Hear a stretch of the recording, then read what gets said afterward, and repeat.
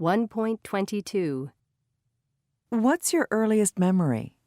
I was born on the Atlantic coast of New England, and my earliest memory is swimming between my mother and my father in the Atlantic Ocean. Oh, wow. Because I swam before I could walk, and it was wonderful.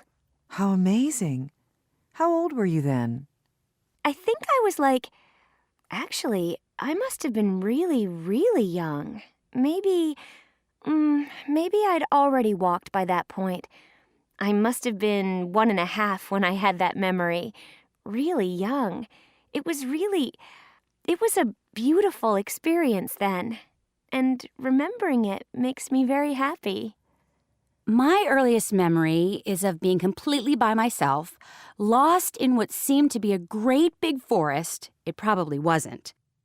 I was about 18 months old, and we were living in Virginia, which is where I was born, and I was on a kind of a path in the middle of a really, really dark forest, and I remember looking behind me, and it was just darkness and big dark trees, and the same ahead of me, and just having this feeling of being completely on my own and calling out for my sister Lynn, who was 7 years older than me, who was supposed to be watching me and not being able to find her. I guess I was about 3 or maybe 4, and I remember sitting on my father's shoulders.